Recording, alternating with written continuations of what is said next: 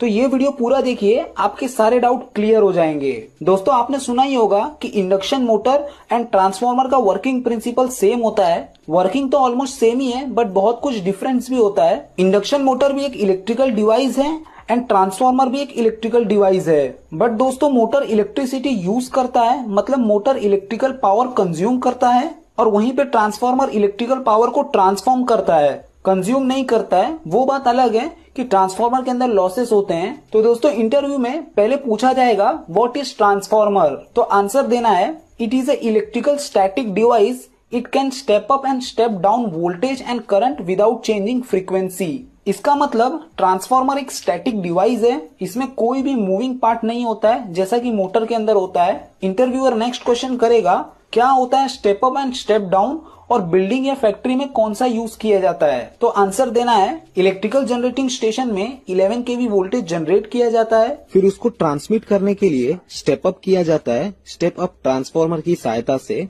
मतलब वोल्टेज को बढ़ाया जाता है 11 kV से 220 kV तक या उससे भी ज्यादा। तो वहां पे हम लोग स्टेप अप ट्रांसफार्मर का यूज करते हैं। फिर उसको सब स्टेशन की सहायता से स्टेप डाउन करते करते हमारे फैक्ट्री या बिल्डिंग तक 11 kV या तो 33 kV में दिया जाता है। दोस्तों हमारी बिल्डिंग या फैक्ट्री में स्टेप डाउन ट्रांसफार्मर लगा होता है जो कि वोल्टेज को स्टेप डाउन करता है 11 kV टू 415 वोल्ट। जैसे ही आपका आंसर खत्म होगा, इंटरव्यूअर पूछेगा फ्रीक्वेंसी कितनी चेंज होती है स्टेप डाउन करते टाइम पर, तो आपको आंसर देना है सर ट्रांसफार्मर फ्रीक्वेंसी नहीं चेंज करता है, हमारे इंडिया की फ्रीक्वेंसी फिक्स्ड है 50 हर्ट्ज। दोस्तों तो भी इंटरव्यूअर बोलेगा वोल्टेज इतना चेंज हो रहा है तो थोड़ा बहुत तो फ्रीक्वेंसी चेंज होनी चाहिए ना, तो आपको बोलना है नो सर ट्रांसफार्मर फ्रीक्वेंसी नहीं चेंज करता है। नेक्स्ट क्वेश्चन इंटरव्यूअर पूछेगा डिस्ट्रीब्यूशन ट्रांसफार्मर में एचटी साइड में एंड एलटी साइड में कौन सा ब्रेकर यूज किया जाता है, मतलब कौन सा सर्किट ब्रेकर यूज किया जाता है। दोस्तों इसका आंसर देना है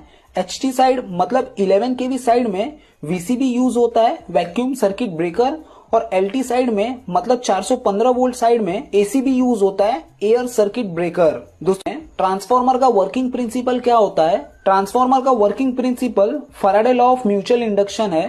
टाइप्स ऑफ ट्रांसफार्मर, दोस्तों इसका आंसर देना है सर कैटेगरी बेस्ड बहुत सारे डिफरेंस होते हैं, जैसे कि output and voltage based, step up transformer and step down transformer, cooling and insulation base पर, oil type transformer and dry type transformer, इसको हम लोग एयर कूल्ड ट्रांसफार्मर भी बोलते हैं। ट्रांसफार्मर में कौन सा ऑयल यूज होता है, ट्रांसफार्मर में मिनरल ऑयल यूज होता है।